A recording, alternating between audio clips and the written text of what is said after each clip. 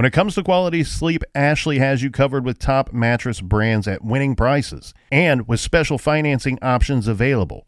You can snooze now and pay later. Plus, your mattress purchase helps give the gift of better sleep to children in need and U.S. Special Operations Forces. Visit your local Ashley store or shop online today and make every snooze count. Financing is subject to credit approval. See store or ashley.com for details. Canva presents True Crime of Design. In the office, Maya spots something unusual in the presentation. What's this? It was an off-brand font. Her coworker explains. I added the font. I thought it was fun. It was not. Maya solved it with Canva. Open up Canva, one click, and the font is on brand. Easy. Stay on brand and solve font crimes at canva.com, the home for every brand.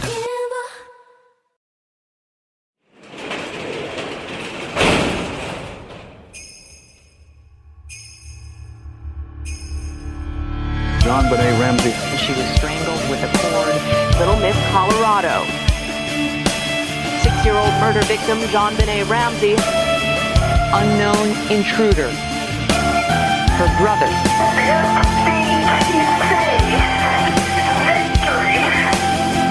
JonBenet Ramsey. Oh my God! They still have not interviewed the parents. I didn't do it. John Ramsey didn't do it, and we didn't have a clue of anybody who did it. My life has been hell from that day forward, and I want nothing more than to find out who was responsible for this.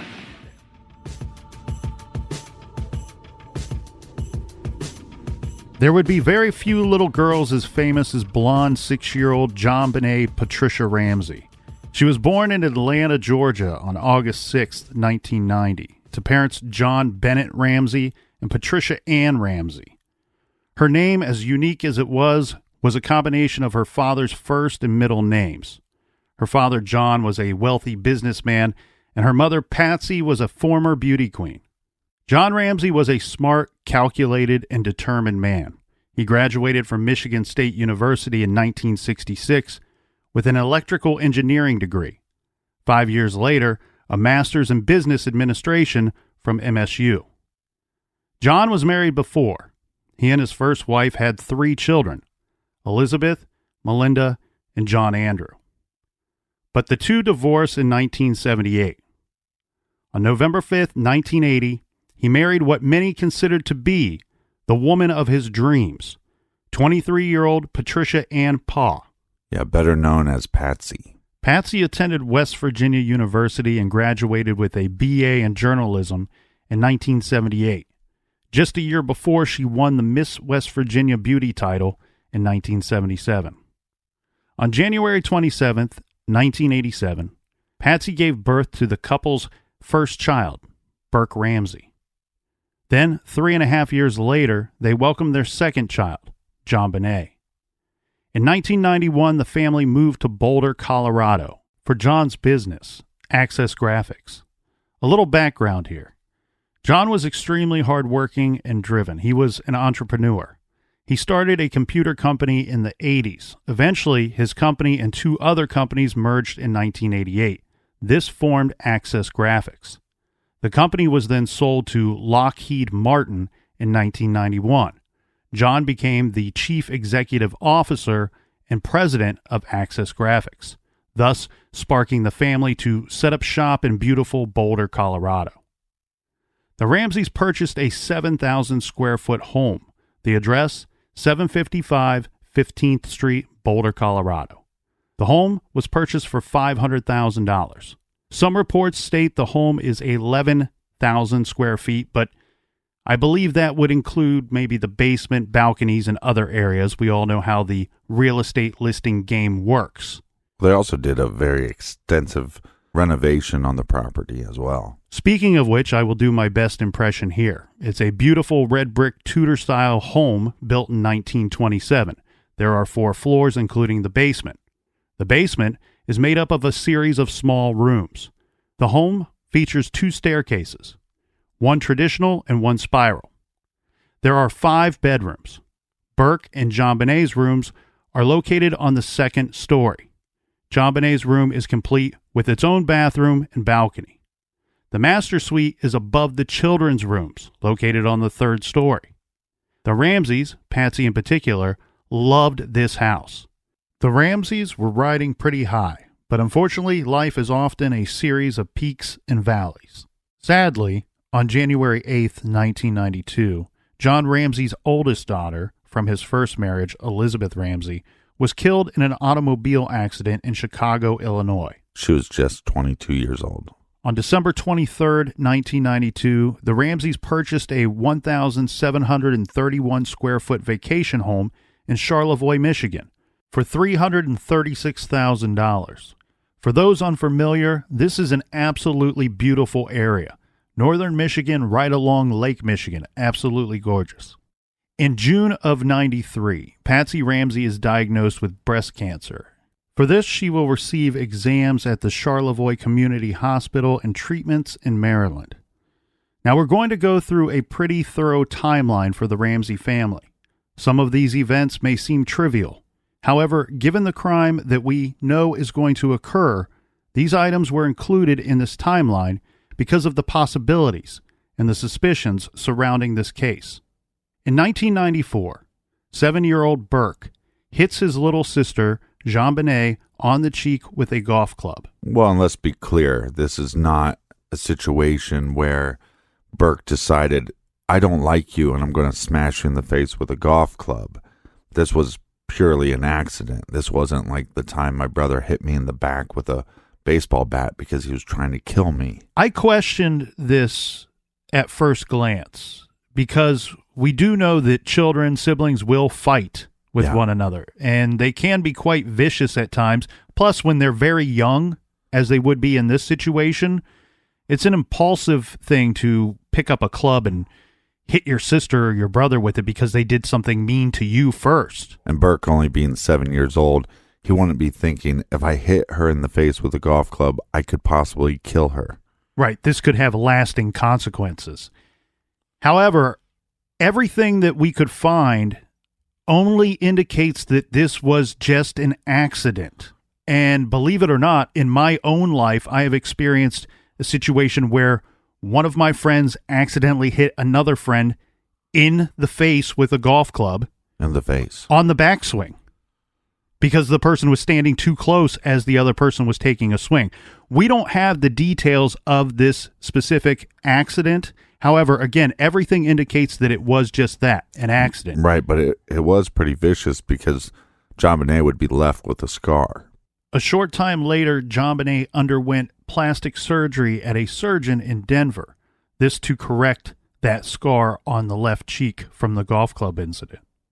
In December of 1994, the Ramseys' giant, beautiful home is one of just 7 homes in the area to be included in the Historic Homes for the Holidays tour. This is important for a few reasons. Mainly, this means that approximately 1,500 people will participate in a tour of the Ramseys' property and the house. In April of 1995, 4-year-old JonBenet Ramsey wins the Colorado State All-Star Kids pageant. Now, she will participate and win several pageants. I'm not going to go through all of them, Captain. Frankly, when researched, well, you get a bunch of different information. So I will just stick to the ones that I can confirm or at least have double-checked. October of 1995 was a happy and exciting month for the Ramsey family. JonBenet was crowned Little Miss Colorado Sunburst, and John Ramsey was the winner of the Entrepreneur of Distinction Award. Yeah, but to be clear, I don't think like her whole family was revolved around her winning something. I think it was nice when she won, and they devoted a lot of time doing it, but I don't think it made the family's year if she got some award. Regarding John Ramsey's business, keep in mind Axis Graphics is doing very well, and the company is growing in sales and staff quite rapidly. Then it was Patsy's turn to receive some recognition.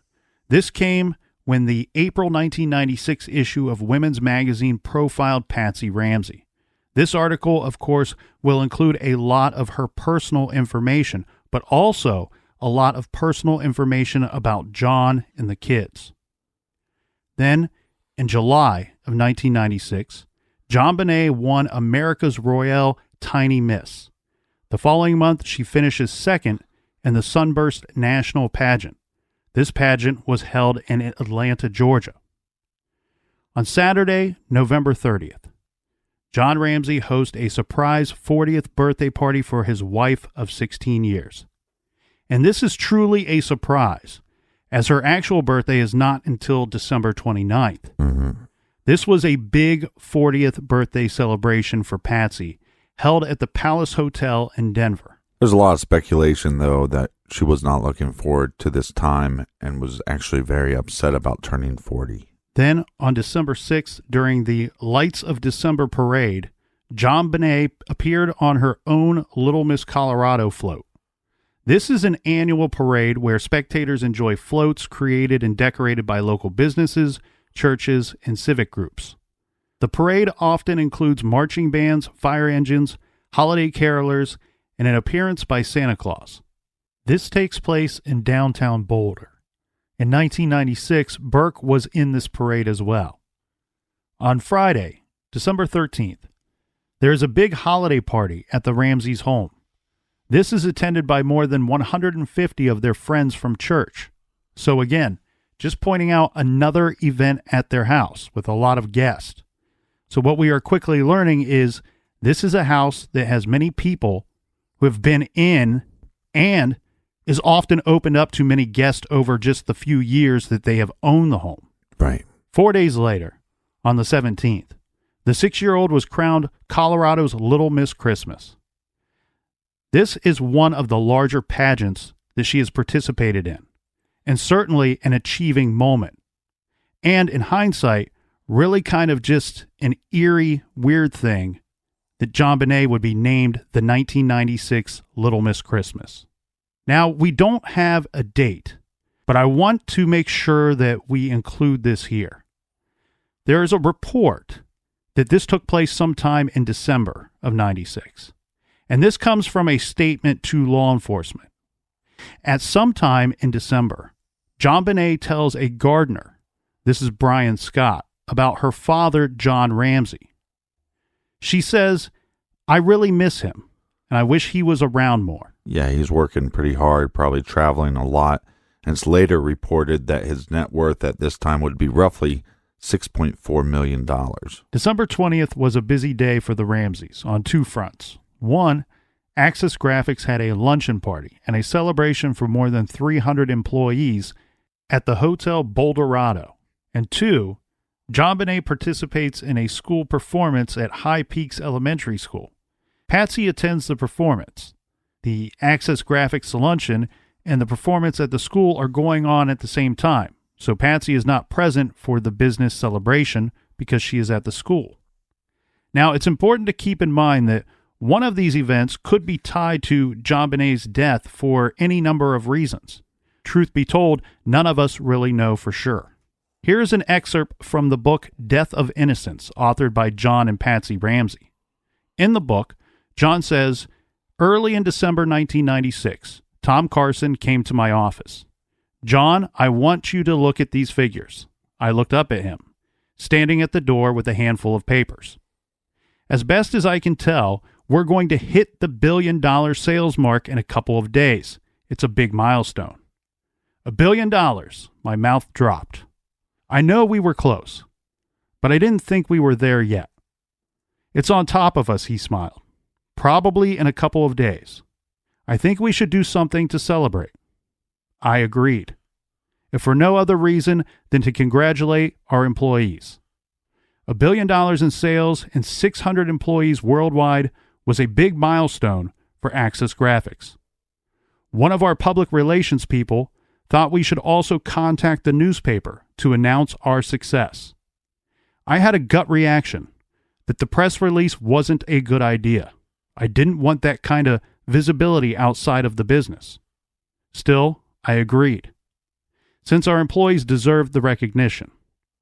Now, I wonder if this publicity might have attracted the attention of the killer or further irritated the person if he or she had a grudge against big business, Access Graphics, or me. Note, John's memory of this party in the book states that the luncheon was held on December 16th. According to the Daily Camera Business Magazine, this celebration was held on December 20th. John did a phone interview regarding the company's success, and on December 21st, the Daily Camera Business Magazine publishes the article on Access Graphics, reaching $1 billion in sales. All right, so why are we going with December 20th and not December 16th? That's a good question. We have a couple of reasons for that. One, we know that the luncheon and the school performance occurred on the same day. We have statements saying that the school performance, was on the 20th. And we also have the fact that the Daily Camera Business Magazine article comes out that same year. I mean, just the day after the party.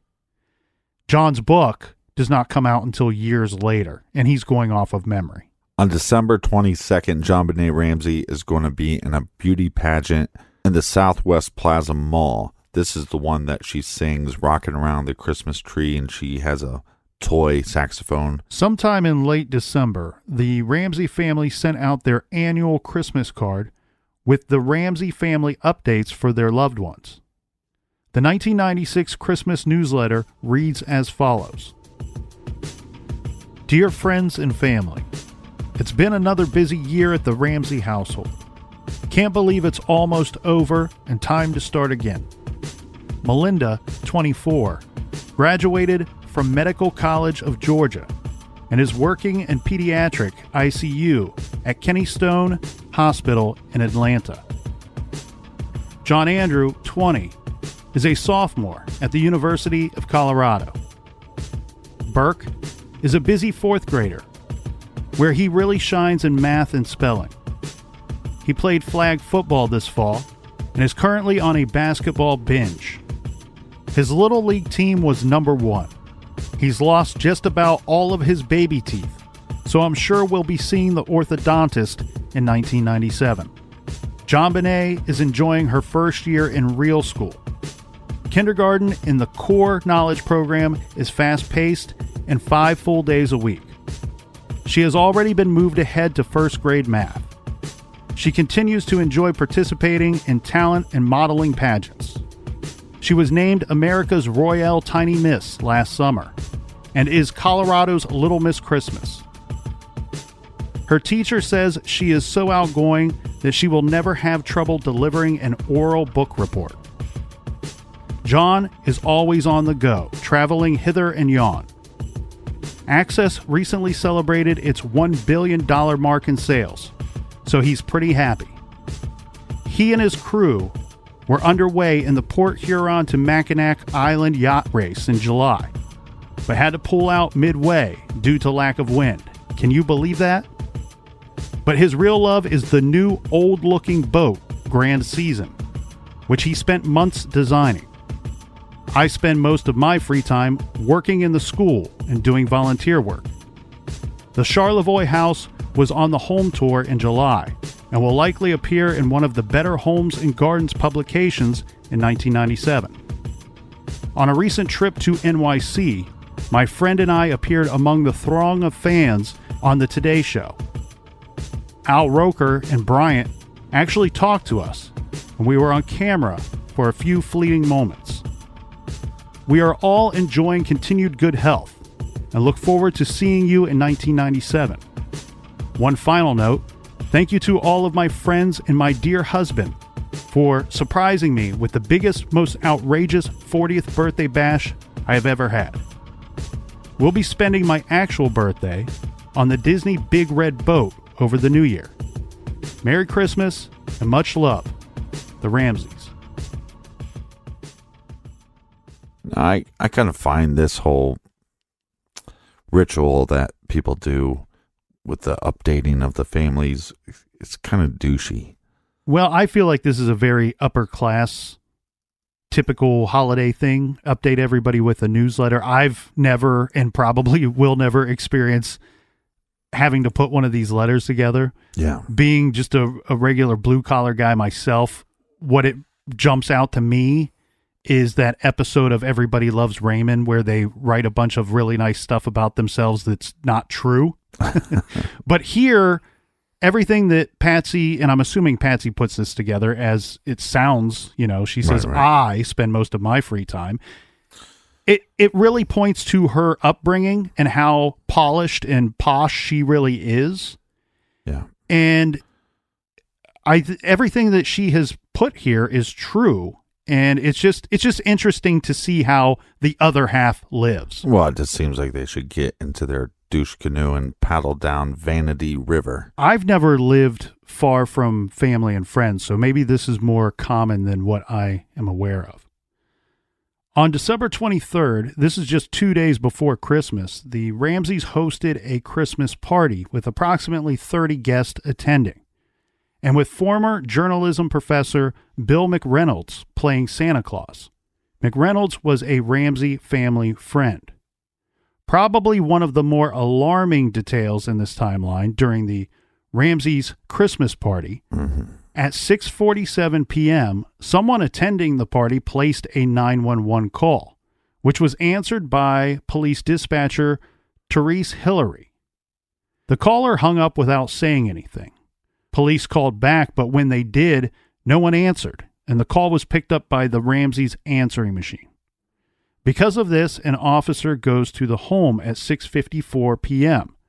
The officer knocks on the door and is invited in, and then leaves at 7:09 p.m., this after being assured that there was no emergency. This has made people speculate, was the perpetrator of this crime at this party and calling 911 to see how fast somebody would respond to a 911 call. This is one of those items that you look at it and you just go, what is going on here? Because as you just pointed out, it could mean something very big to this case and to the investigation. Right. If in fact what you said and what people have speculated toward is true, that means the killer is at this party. Mm-hmm. But, or somebody that worked with the killer is at this party. Right. But you also have a lot of kids running around. Is it possible that one of them just picked up the phone and dialed 911 and then never confessed to it because they didn't want to get into trouble? There is a guest list that you can find online. I have reviewed it myself. Don't care to go into it here as it sounds quite boring to just read off a list of names. The other thing I question, though, too, Captain, is what kind of staff was working this party? Would we have had people helping out, whether it be caterers or somebody answering the door, valeting cars? So it could extend beyond the guest list for whoever called 911. I'm with you. I think that there's a very likely possibility that with all these kids running around, one of the older kids wants to do something funny in front of the younger kids and calls 911, and gets scared and hangs up. Well, and there's two other things. Some people have 911 on a speed dial. So you have people working a party. Did somebody pick up the phone to call? This is 1996. They don't have cell phones. Most people don't have cell phones. So did somebody working the party go to make a call, hit the wrong button, and it speed dialed 911? That's something I couldn't find information from on the internet. The other thing, too, one of my speculations, and we'll have to get into this later, is it possible that little JonBenet Ramsey herself called 911 because something happened at that party?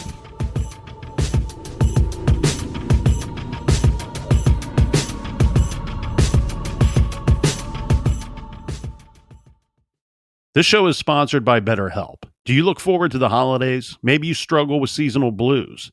This time of year can be a lot, and it's natural to feel some sadness or even anxiety about it. But adding something new and positive to your life can counteract some of those feelings. Therapy can be a bright spot, something to look forward to make you feel grounded, and to give you the tools to manage everything going on.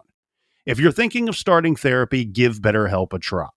It's entirely online, designed to be convenient, flexible, and suited to your schedule. Just fill out a brief questionnaire to get matched with a licensed therapist and switch therapists at any time for no additional charge. Find your bright spot this season with BetterHelp. Visit BetterHelp.com/garage today to get 10% off your first month. That's BetterHelp, HELP.com/garage. Rosetta Stone is the language learning program with a lasting impact. I've been using their app to learn French, and it's not just about memorizing words, but actually having real conversations. And it's not just French. They offer 25 languages. Right now, Rosetta Stone has an awesome holiday deal, 50% off their lifetime membership. Every language, unlimited access forever.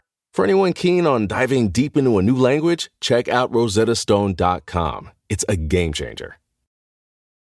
Major phone carriers make you sign contracts with rigid data plans to trap you into a kind of forced phonogamy.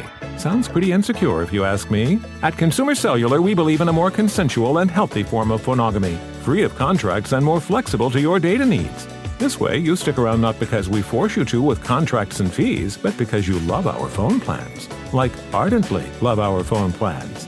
Phonogamously. Consumer Cellular. When freedom calls, we're here to answer. Call us at 1-888-FREEDOM.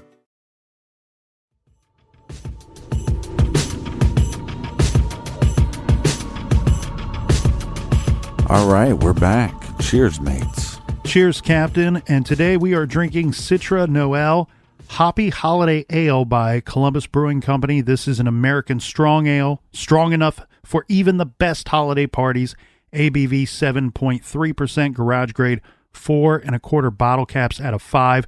Thank you to everyone who has donated to the beer fund in 2019. Happy holidays. And just to be clear about this party, we're not for sure. It's been reported multiple ways that the person playing Santa Claus got a tour of the house from JonBenet Ramsey. Some people speculate that happened in 1996.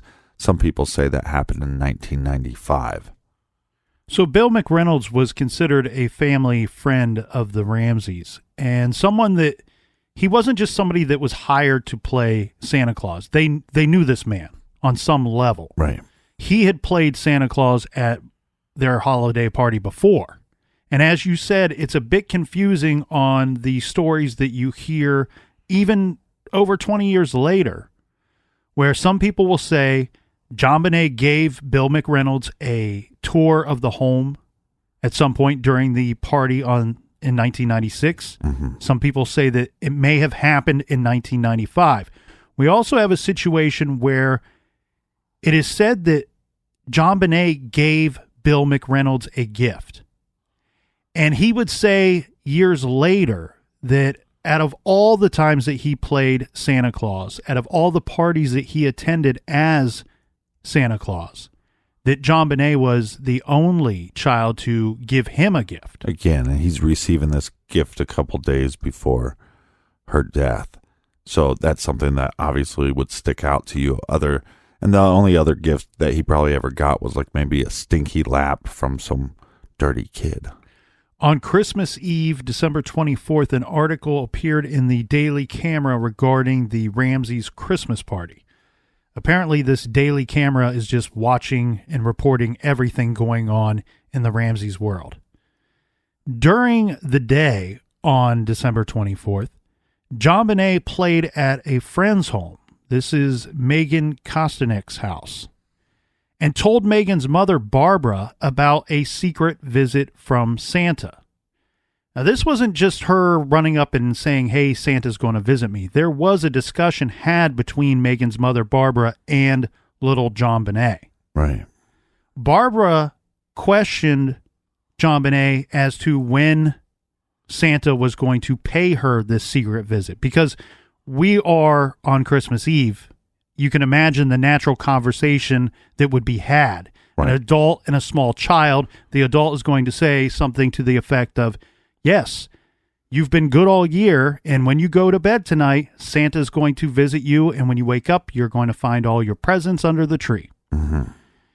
Through this conversation, what Barbara would learn is that JonBenet explains to her, no, I'm not talking about, she wasn't talking about the traditional visit from Santa Claus as we all know it. Right. Duh. That's already going to happen. She says, no, this is going to be a secret visit after Christmas. Mm-hmm. And of course, at the time, this doesn't seem to be anything out of the ordinary for Barbara. Or strange. Right. It would only be until a few days later that this is really going to set off some alarm bells. Well, and that's what's so difficult about this case is there's so many little points of, you can't even call them evidence, just points of speculation that could mean everything or could mean nothing at all. The other thing, too, here, Captain, is I'm sure there's a lot of people out there right now that if they did not know of this detail already, their mind is immediately jumping to Santa Claus Bill McReynolds, who we just discussed, playing Santa Claus at the Ramseys' home on the 23rd. I think that's a natural fit. We should keep in mind here, though, how many Christmas events has this little girl attended just in the recent weeks? Right. How many Santa Clauses did she come into interaction with? We talked about the parade that she attended, that she sat on the float. The main attraction was Santa Claus. She could have spoke to a Santa Claus there, or just somebody dressed as Santa Claus. Right, or a Santa Claus at the mall. Or the mall pageant that she attended. There was the school event. This is the second of the Ramseys' Christmas parties. And who knows how many parties they attended as a family. Right, but let's just say that she spent a little more time than some of the kids with the family friend playing Santa, and he just casually says, she might have said something to him like, well, yeah, I know you're going to visit me on Christmas, but what about after that? And he's like, oh, well, I'll pay you a special visit after Christmas. Didn't mean anything, but would mean the world to a 6-year-old. Just like the 911 call that came from the Ramseys' home on the 23rd, this mention of a secret visit from Santa Claus after Christmas could mean a lot. It could mean nothing at all in regards to the investigation. On December 24th, later that day, the Ramseys attended the twilight service at St. John's Episcopal Church in Boulder, Colorado.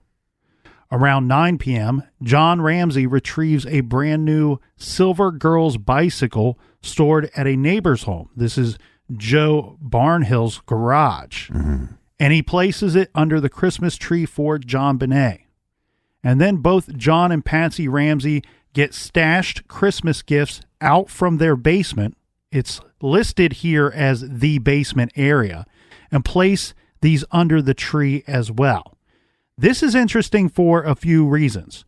One, it shows that at 9 p.m. on the 24th, both Ramsey adults, both parents went down into the basement to retrieve these hidden Christmas gifts for the kids. Right. Their basement, as we mentioned earlier, is made up of a series of rooms. There's several small rooms in this basement. It's my understanding that the large room was more of a play area. Now, given the size of this home, I don't know that a designated play area means that it was frequented by the children often, or if it was just a once in a while type thing. Well, their house is very interesting to me because it's so large, but it's so blocked off in little sections. It's almost like a maze. And also when you see pictures or video footage, when they had the little tours for the houses, the Christmas tours, their house looks immaculate. It looks amazing. But when you see crime scene photos of the house, every room looks like it's in a disarray. Looks like, to me, I would say every room needs to be cleaned. Every room needs to be organized based off those pictures. So it's a very interesting house. Couple of quick thoughts here before we move on, Captain. Often, this was a home built in 1927, and often when homes are added to over the years, they end up looking like that, where it's a lot of smaller rooms rather than a few giant rooms. Yeah, and I also wondered, and I couldn't find, I know that there's blueprints of this house online, and I found like the top floors, but I couldn't tell the basement. And like you said, this house has been added onto, but a lot of times the basements aren't added onto. So let's say it's a 7,000 square foot home. Well, that basement only might be 1,500 square feet.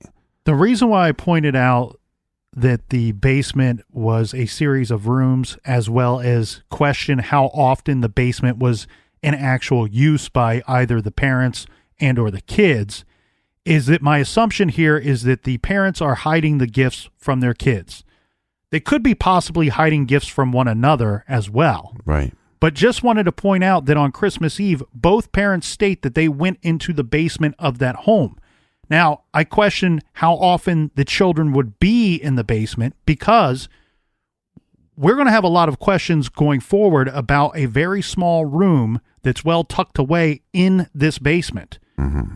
If the kids don't go down there very often, there's no need to hide these gifts to that extent. They could have just hid them in the quote-unquote playroom. Yeah, but it's pretty common knowledge that this room that they quote-unquote call the wine cellar is a room that was unfinished. It was to become a wine cellar, never happened, and that's often where they would hide gifts, because that, at least that part of the basement, we know that the kids didn't go to. So do we have something stating that the gifts were hid in this wine cellar? No, but what we have from John Ramsey is when he was explaining to the police officers, this is what we call the wine cellar, but it's not finished yet. It's going to be the wine cellar. Right now, it's just used for storage, and sometimes we put presents there for the kids. On December 25th, 1996, this is around 6 a.m., the Ramseys wake up. Later in an interview, Patsy will say it was 6-ish, probably. The Ramseys, John, Patsy, Burke, and JonBenet will partake in the normal Christmas morning activities, exchanging and opening gifts, breakfast, and, Captain, I feel like the Christmas morning cup of coffee is the best one of the year. I love when the parents stop everything and say, look, we're not opening up anything until I get my first cup of coffee. Right. Make them wait. At noon, John is going to leave the house. This is to go and check on the airplane. Keep in mind, they have a planned flight for early the next morning. Mm-hmm. Sometime between 2 and 3 p.m., John Ramsey returns to the home from checking the plane. So the family, with the exception of John leaving for a bit, this is pretty much just a really great Christmas day at home.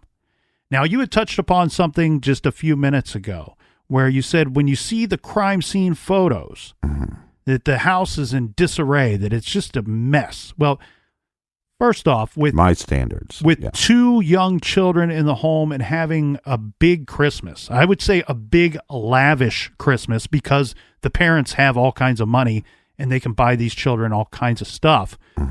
One would anticipate to see a mess, especially when they're not hosting anything. They've already hosted their Christmas get-together.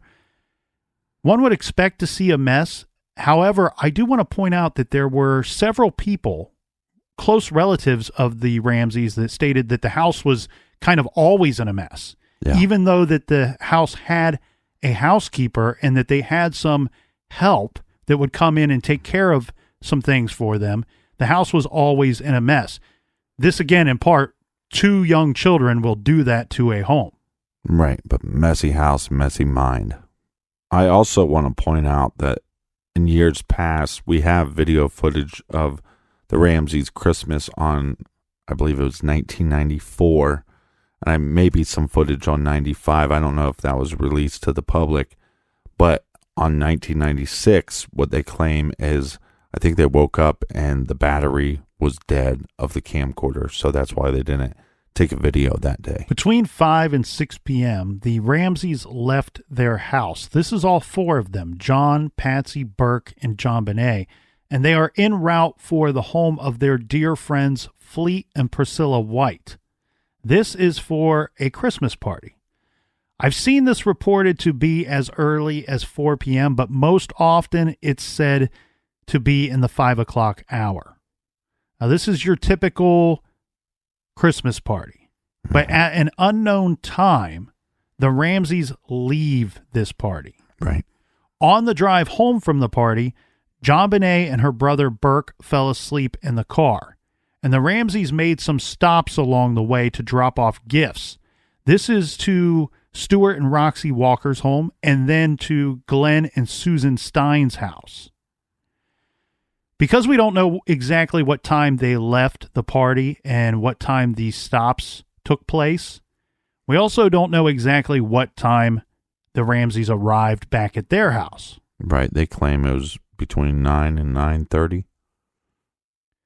We would have several stories about what would take place once the Ramseys arrive at their home. One of these stories says that John put JonBenet Ramsey to bed, and then he went and played a game with Burke afterward.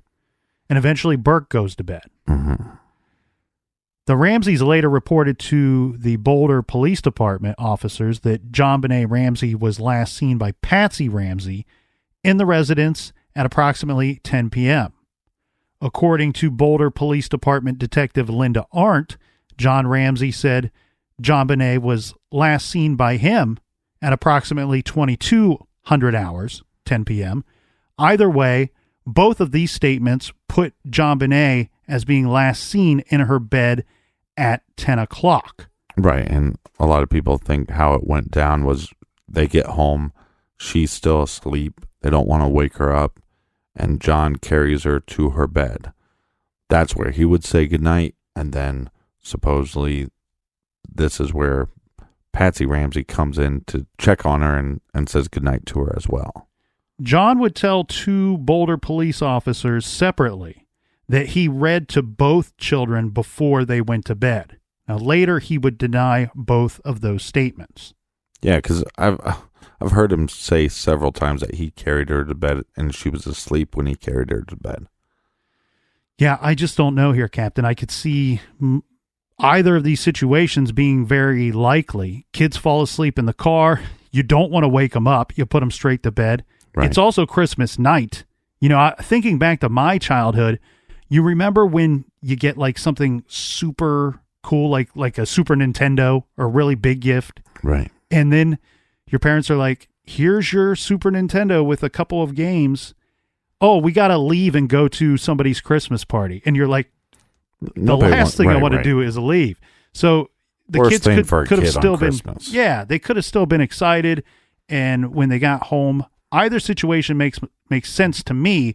What doesn't make sense is that the stories aren't the same or similar enough. Yeah, and I would say, look, if you're Burke, hey, look at the story. They both fell asleep on the way home.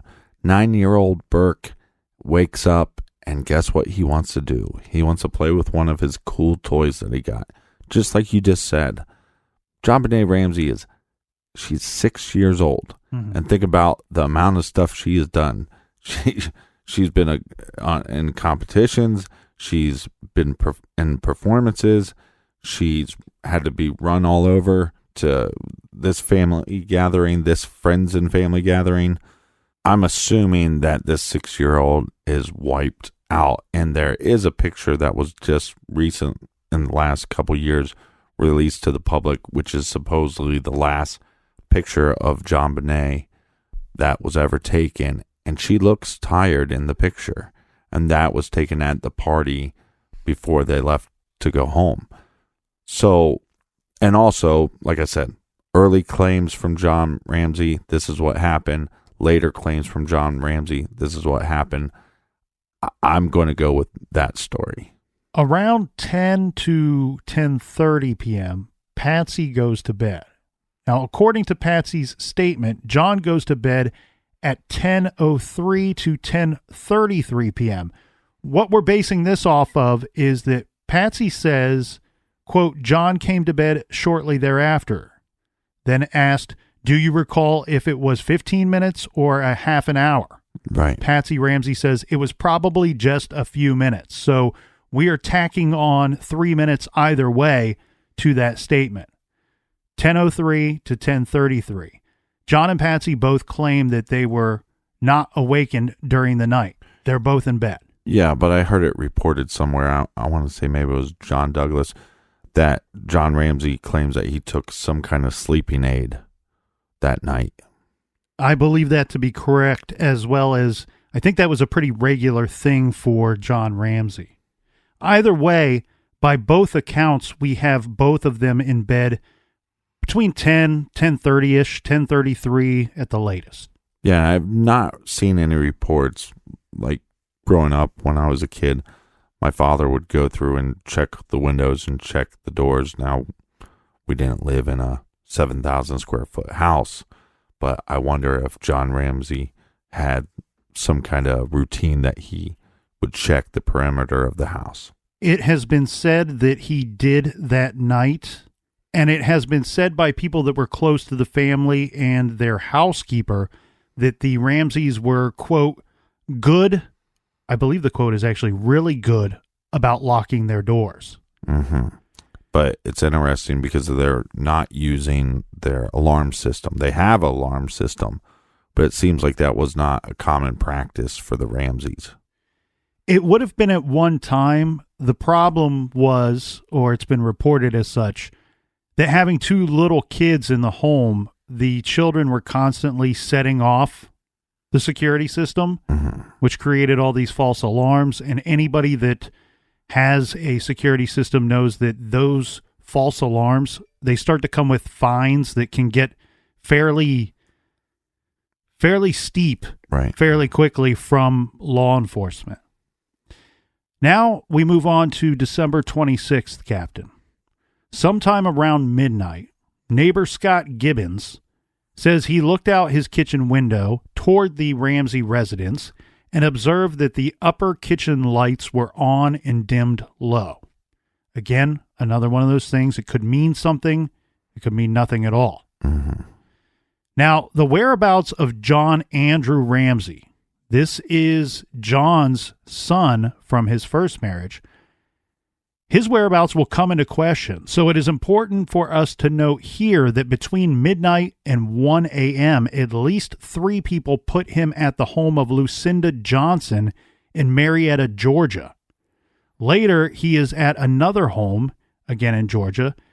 Just to be perfectly clear here, Captain, these sightings, these alibis for John Andrew Ramsey are 100% confirmed. Right, yeah, they were actually cleared by the police, which they haven't cleared a lot of people in this case, so for them to clear him, that's important.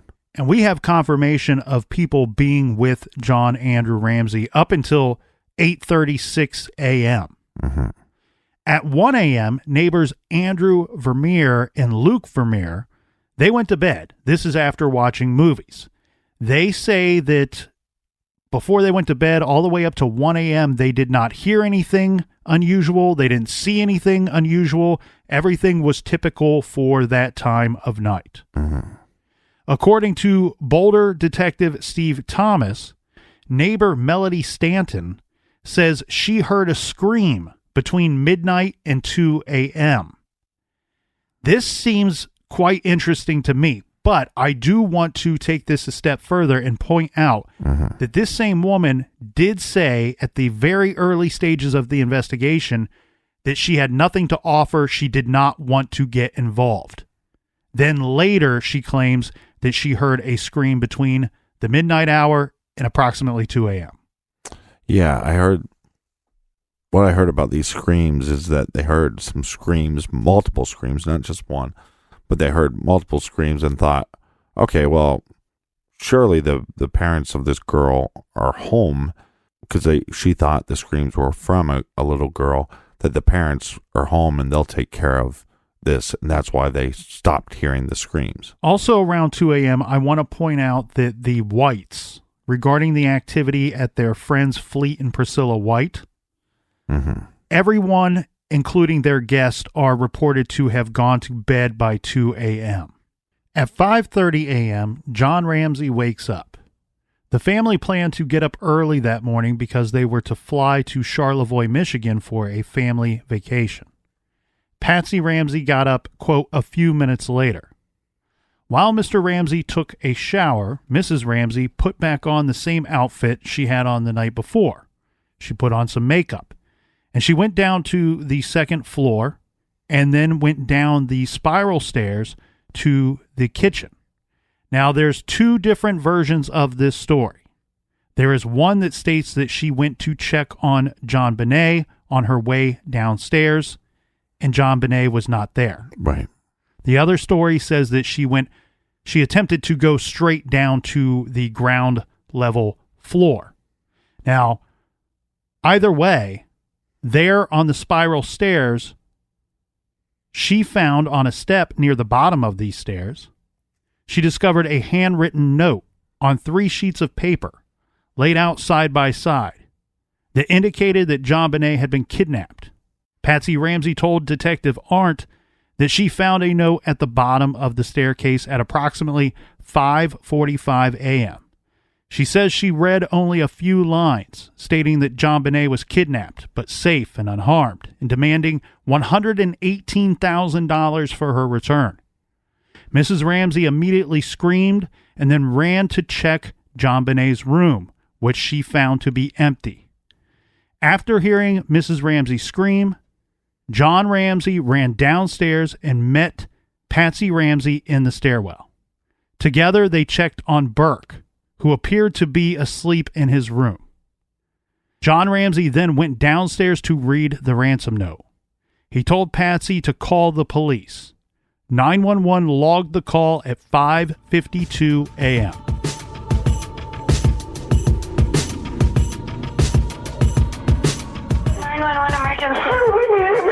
Police.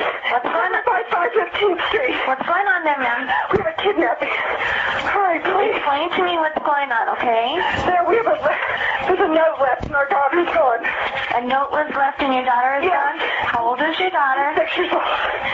She's gone. 6 years old.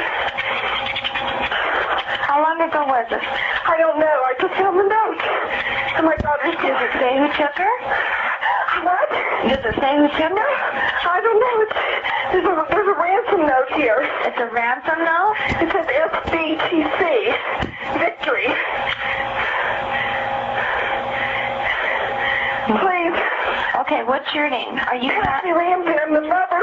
Oh my God. Please. I'm sending an officer over, okay? Please. Do you know how long she's been gone? No, I don't. Please, we just got out. Is she right here? Oh my God, please. Okay, Please, there's somebody. I am, honey. Please. Take a deep breath, Please, okay? hurry. Patsy.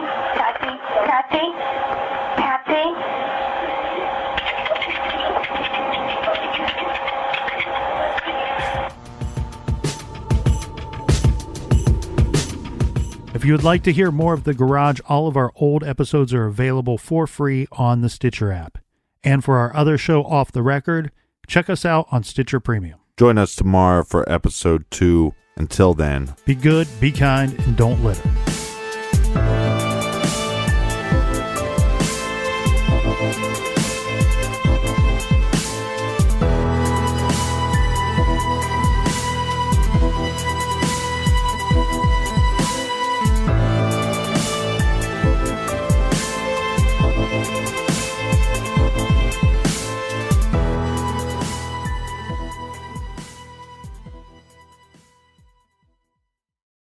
You can start your day off right when you find a professional on Angie to get your plumbing right first.